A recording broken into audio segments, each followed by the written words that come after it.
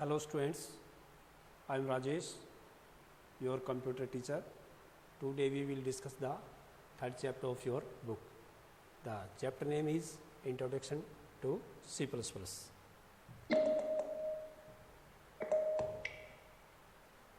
Introduction to C++. First is explain the structure of C++. इस lesson में हम एक कंप्यूटर लैंग्वेज के बारे में डिस्कस करेंगे. एक कंप्यूटर लैंग्वेज होती है C++, उसके बारे में डिस्कस करेंगे. तो इसके कुछ टॉपिक्स आपके होंगे. सबसे पहले explain the structure of a C++ program, compile and run a C++ program, list variable and data types, display output on the screen accept user input. Structure of a C++ program. Object-oriented programming or OOP divides a code into set of related activities. जो Object-oriented program है divide किया गया है code और activities में. Today OOP is the most widely used method develop a software program. जो OOP है object oriented programming, वही किस लिए यूज होता है इसका? जो हमारे सॉफ्टवेयर बनते हैं उसके लिए इसका यूज होता है. C++ computer language is considered to be the first OOP language. जो C++ है ये पहली OOP लैंग्वेज है, object oriented programming. Create a program. A compiler is a program that contains predefined and standardized functions in the form of the C++ standard library. जो program create करते हैं हम, तो सबसे पहले स्टैंडर्ड लाइब्रेरी यानी कि हमें जो प्रोग्राम बनाना है वो किस तरह का बनाना है, तो उसके लिए कुछ हेडर फाइल्स होती हैं. With C++ you can create a source code. तो हमें सोर्स कोड वहाँ पे डिफाइन करना पड़ता है. A compiler helps you to compile this code, create an executable file with .exe. execute file बोलते हैं फाइल एक्सटेंशन. तो जो एग्जीक्यूट फाइल होती है उनका एक्सटेंशन नेम होता है exe. तो कंपाइलर क्या करता है? एग्जीक्यूट फाइल डेवलप करता है. नेक्स्ट इज एक प्रोग्राम यहाँ पे बना के दिखाया गया है. This program will display my program on the screen. Hash include IO stream, ये हेडर फाइल है. नेक्स्ट यूजिंग नेम स्पेस, किस तरह की फाइल बनानी है? मैथ रिलेटेड बनानी है तो math.h आ जाएगा. इनपुट आउटपुट के बनानी है तो STDIO स्टैंडर्ड इनपुट आउटपुट ये आ जाएगा इसमें. कैसे? First is comment. इसको कमेंट बोलते हैं, हमें किस तरह का प्रोग्राम बनाना है. और next pre processor directing, header files होती हैं जो हमें डिक्लेयर करनी पड़ती हैं. नेम स्पेस,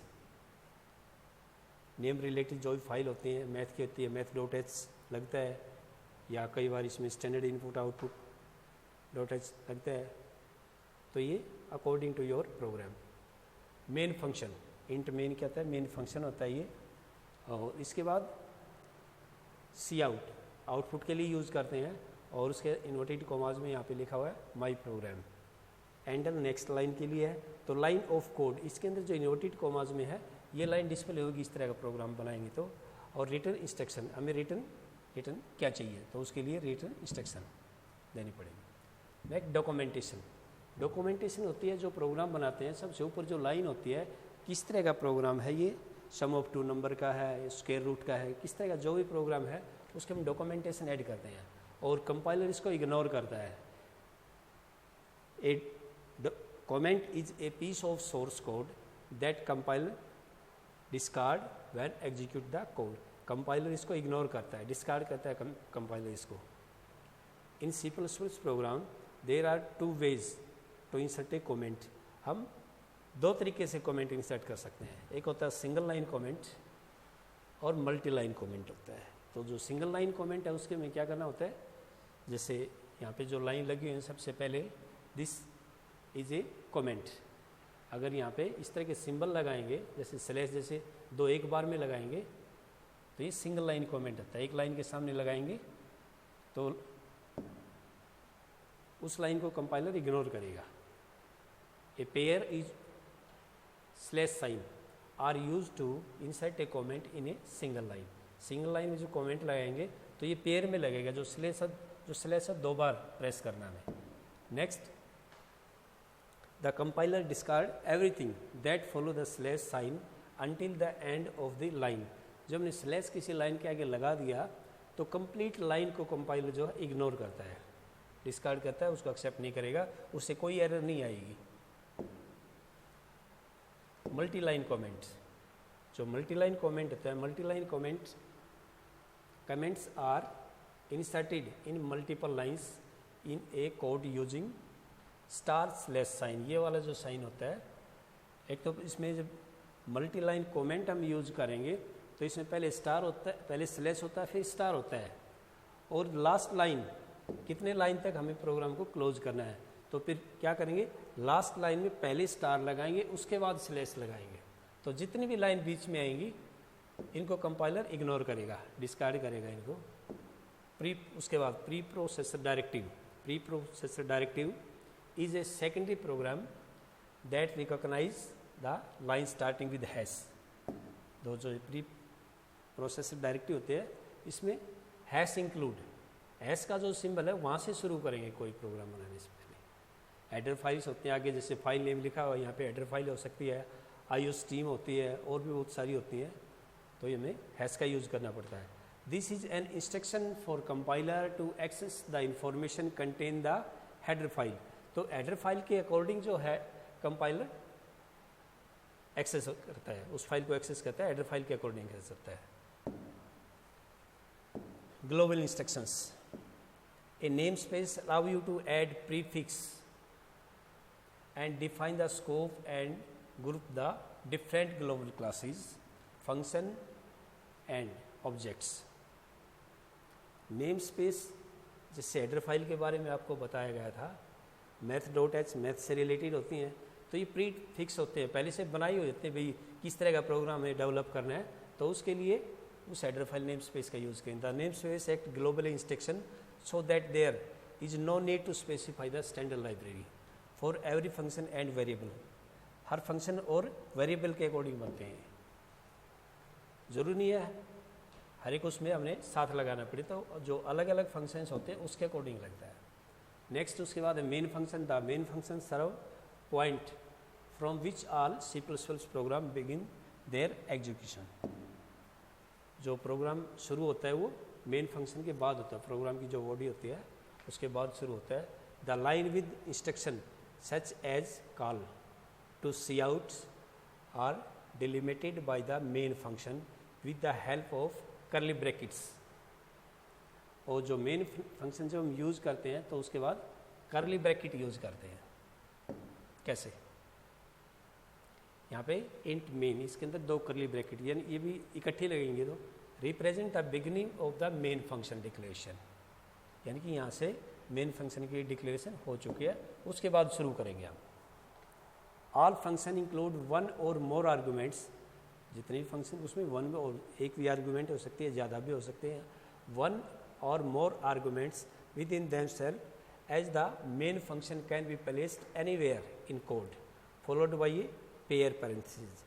यानी कि जो भी जब हम ये यूज़ करेंगे C++ से, वैसे इनको ब्रेसेज भी कहते हैं, कर्ली ब्रैकेट इनको ब्रेसेज भी कहते हैं, तो हम ब्रेसेज यूज़ करेंगे और ये पेयर में यूज़ होंगे।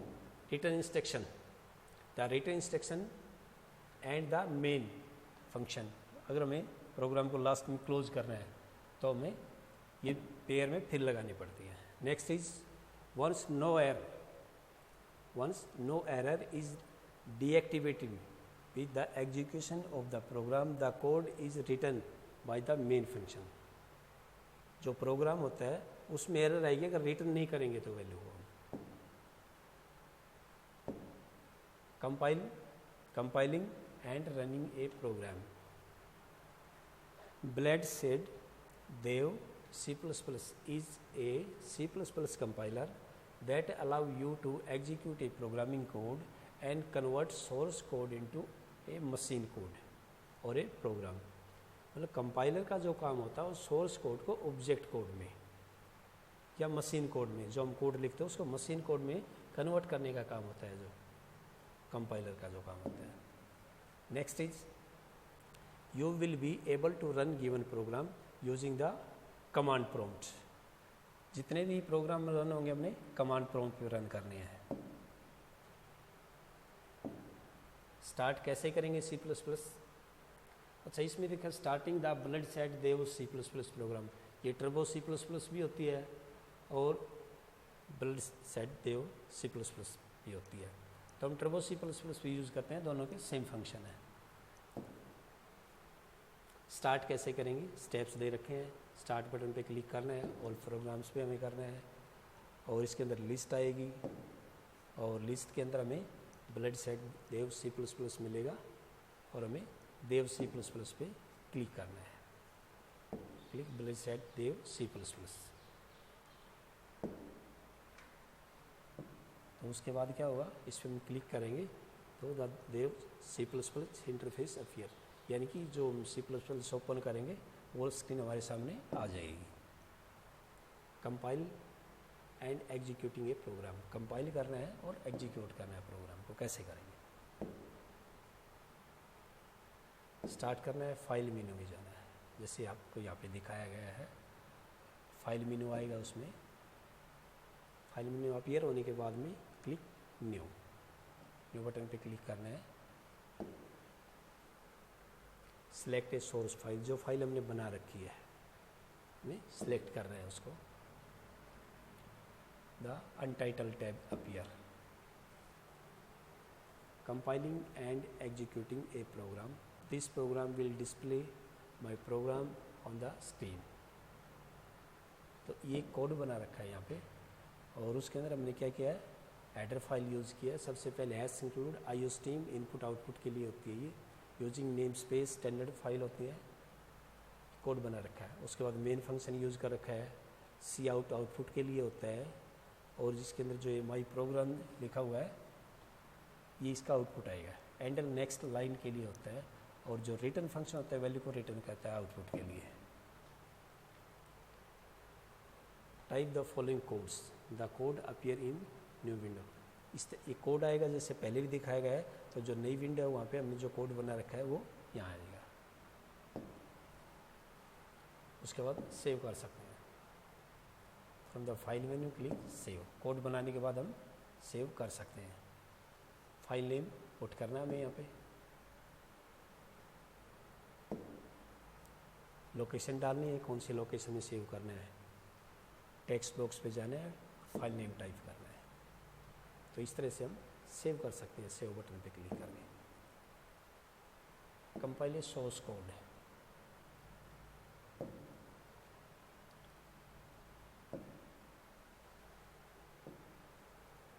क्लिक एग्जीक्यूट मेनू। इसमें एग्जीक्यूट मेनू मिलेगा ऊपर मेनू बार के अंदर, file, edit, search, view, project, execute, ये सब मेनू जो होते हैं इसमें। तो इसमें एग्जीक्यूट पे जाना है, कंपाइल पे क्लिक करना है। तो इस तरह हम प्रोग्राम को कंपाइल कर सकते हैं। कंपाइल ए कोड, तो यहाँ पे उसका प्रोसेसिंग आई। कंपाइल होने के बाद में compile process dialog box appear. Compile processing complete is close the. Compile होने के बाद में कितनी एरर है, कितनी वार्निंग है। ये जो एरर वाले जो बॉक्स है इसमें एरर आएंगी, वार्निंग वाले में वार्निंग आएंगी। वार्निंग अगर प्रोग्राम में है तो भी रन होएगा, लेकिन अगर एरर है तो प्रोग्राम रन नहीं होगा। नेक्स्ट,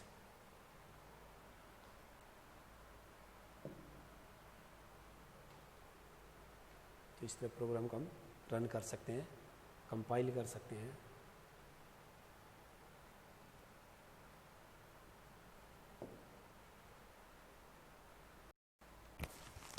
अभी मैंने आपको बताया जैसे कि हम एरर काउंट कर सकते हैं और वार्निंग काउंट कर सकते हैं।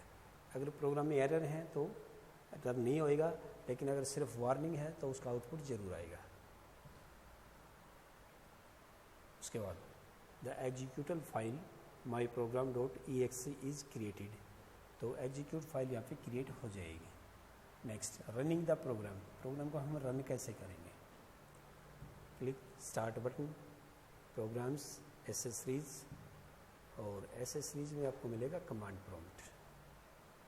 हमें कमांड प्रॉम्प्ट पे क्या करना है, क्लिक करना है। कमांड प्रॉम्प्ट पे क्लिक करें तो जो कमांड विंडो है वो अपने सामने आ जाएगी।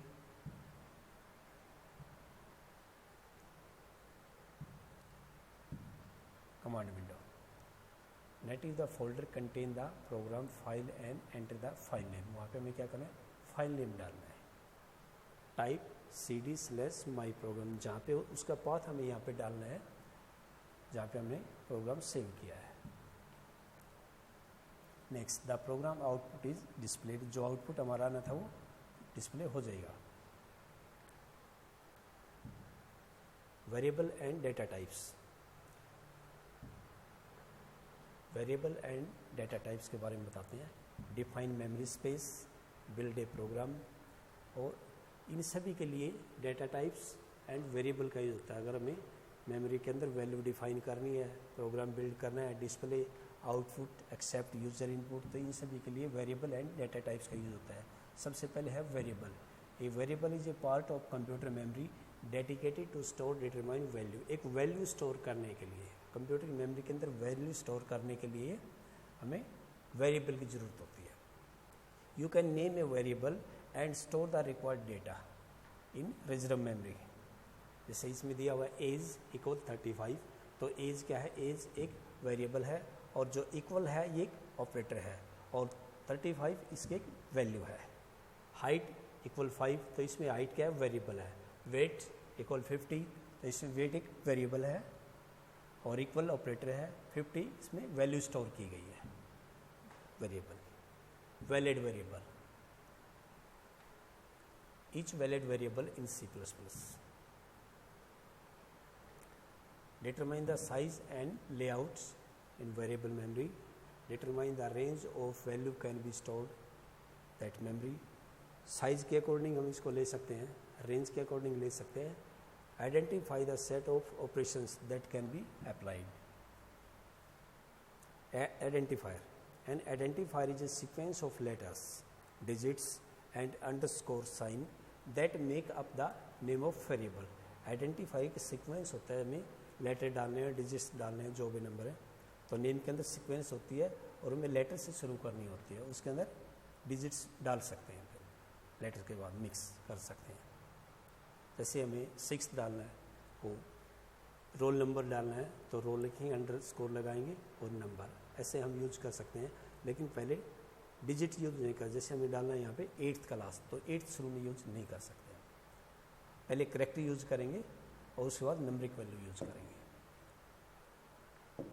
स्टैंडर्ड रिजर्व कीवर्ड्स, कुछ कीवर्ड्स होते हैं C++ में, auto, continue, extend, inline, export, floats, int, char, short, ये कुछ रिजर्व कीवर्ड्स होते हैं। हर एक प्रोग्राम में इनका अलग अलग यूज होता है। जो भी प्रोग्राम बनाएंगे तो अलग अलग कीवर्ड्स का यूज होता है उसमें। Data types, in C++ variable can only reserve the memory space required for data which is later defined by various data types. तो अलग अलग जो डेटा टाइप्स होते हैं मेमोरी को रिजर्व रखने के लिए।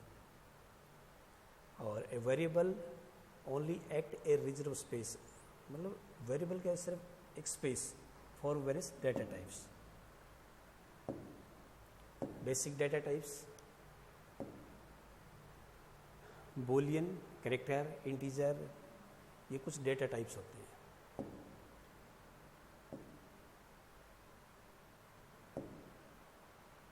डिफरेंट डेटा टाइप्स, कैर डाटा टाइप, अभी जैसे मैंने बताया था बूलियन डेटा टाइप के बारे में, तो ये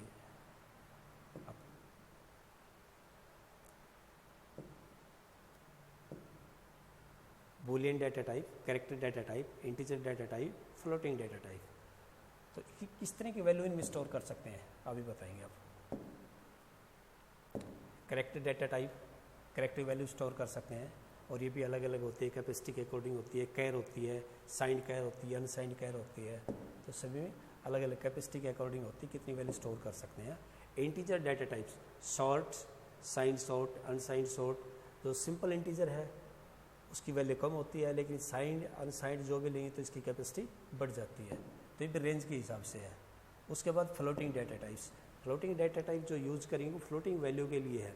जैसे हम सम ऑफ 2 नंबर का प्रोग्राम बनाना है तो उसमें अगर हमें पॉइंटिंग वैल्यू लेनी है तो डाटा टाइप जो है फ्लोट लेना पड़ेगा। इंटीजर में विदाउट डेसिमल वैल्यू हम डाल सकते हैं। उसके बाद जो होता है आपका Boolean data type. Boolean data types के अंदर ट्रू और फॉल्स वैल्यू ही एक्सेप्ट करता है। डिक्लेरेशन ऑफ वेरिएबल, जैसे मैंने अभी पहले भी बताया था वेरिएबल डिक्लेयर कैसे करें। You need to define a variable before its use a program. कोई भी प्रोग्राम बनाएंगे तो हमें वेरिएबल की ज़रूरत पड़ती है, इंटीजर की ज़रूरत पड़ती है, फ्लोट की ज़रूरत पड़ती है। तो इसमें इंट ए एक इंटीजर है, ए लिया हमने, फ्लोट में माई नंबर लिया, तो इंट एक डेटा टाइप है, इंट डेटा टाइप है, एक वेरिएबल है। इसी तरह फ्लोट और माई नंबर डेटा टाइप है और इसका वेरिएबल है। Initialization of a variable, value initialize कैसे करेंगे? तो initialization of a variable consist of providing some initial value of variable. The syntax of given process include entering and equal sign followed by the specific value as show here, जैसे यहाँ पे दिखाई गई है example में आपको। Int equal to 50, ये मैंने पहले भी आपको बताया है कि ये डेटा टाइप है, इंट एक वेरिएबल है और 50 इसकी वैल्यू है। तो इस तरह हम डिक्लेयर कर सकते हैं। Display output in C++ programming, the output occur in the form of stream. Stream is a convenient abstraction that simple sequence of bytes, जो आउटपुट होता है सीक्वेंस बाइट्स के according, which allow a program to accept or extract character from the programming code. तो ये programming code के अंदर value कैसे accept करते हैं और कैसे आउटपुट, तो एक्सेप्ट करने के लिए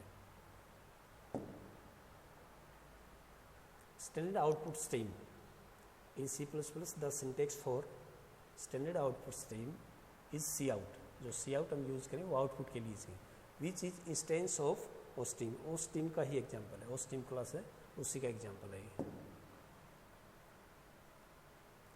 The cout object connected with the standard output device allow you to display the output result। जो आउटपुट डिवाइस से कनेक्ट होता है जिससे हमें रिजल्ट प्राप्त होता है। The syntax to display value, एक वैल्यू को कैसे डिस्प्ले किया गया है। इसमें जैसे दिया हुआ है एडर फाइल्स है ऊपर, उसके बाद मेन फंक्शन है, कैरेक्टर वैल्यू है। तो इसमें इन्वर्टेड कॉमास में यहाँ पे दिया हुआ है this is A C++ programming code, और उसके नीचे value of the string is, तो दोनों इन्वर्टेड कॉमास में है ये। तो हमें डबल कोटेशन में डालना पड़ेगा। Double quotation use to define the nature of text being used in code के अंदर जो यूज होता है इन्वर्टेड कॉमास लगाएं, डबल कोटेशन भी कह सकते हैं। जैसे इसमें दिया हुआ है ये डबल कोटेशन में कोड दिया हुआ है और वेरिएबल कोड, और साथ में ये कमेंट लगा रखे। कमेंट लगाने के बाद ये वाली जो लाइन इसको कंपाइलर इग्नोर करेगा। Multiple insert operations, multiple insert operation are used to mainly combine the literal and variable with a single sentence. अगर अलग अलग सेंटेंस में हमने इसको पुट किया है तो उसको एक लाइन में दिखाएगा, सिंगल सेंटेंस बनाएगा। कैसे बनाएगा? जैसे सिंटेक्स में ऊपर दिया हुआ है C out single sentence with literal text and variable, inverted commas में है ये। और नीचे जो दिया हुआ है my name of birth is, ये टाइम का है, and my country of birth is, ये दोनों एक सेंटेंस बन जाएंगे, दोनों का इकट्ठा आ जाएगा। अगर स्लैश एन नहीं लगाएंगे उसके लिए अलग है नेक्स्ट लाइन में लाने के लिए, तो ये दोनों का एक बन जाएगा, एक सेंटेंस बन जाएगा। ऊपर नीचे जो हमने सी आउट करवाया उनका एक बन के आएगा यहाँ पे। Next, insert line break in the final output programming code need to be specified in code. यहाँ पे दिखा भी रखा है, अगर अलग अलग लाइन में हमें लाना है, फर्स्ट लाइन में सी आउट डबल कोटेशन में ही this is a simple, sentence. तो इसमें क्या है, this is a simple sentence. उसके बाद स्लैश एन यूज़ किया गया है। स्लैश एन के बाद फिर आगे लाइन में इन्वर्टेड कॉज में this is the second simple sentence. अगली लाइन में आएगा स्लैश एन होता है और एक एंडल होता है। अगर एन की जगह हम एंडल यूज़ करेंगे तो उसमें भी ये होता है, जहाँ स्लैश एन है वहाँ पे एंडल लगाएंगे तो उसमें भी जो नेक्स्ट अगला जो मैटर है वो अगली लाइन में आ जाएगा। Accepting user input. In case you have created a simple program, you may ask other users to provide input. यानी कि इनपुट कैसे करेंगे value. In C++, the input stream allow you to accept character from a standard input device. Stream file होती है जिसके अंदर कारण हम इनपुट कर सकते हैं वैल्यू। कैसे? In C++ syntax, for a standard output stream is scene, which is an instance of stream class. stream class का instance है जो scene है, जो वैल्यू एक्सेप्ट करता है। In scene, object connected with the standard input device. In this case, a keyboard allow you to accept the output result. Cin input के लिए ध्यान रखना है। सीन जो वैल्यू इनपुट करने के लिए होता है, जो प्रोग्राम हमने रन किया उसके बाद इनपुट के लिए सीन होता है और आउटपुट के लिए सी आउट होता है। The syntax of exceptive value. Cin variable को हमने इनपुट किया है, इट मीन जो प्रोग्राम को रन करेंगे तो वेरिएबल की जो वैल्यू हमें डालनी पड़ेगी। Standard input stream example.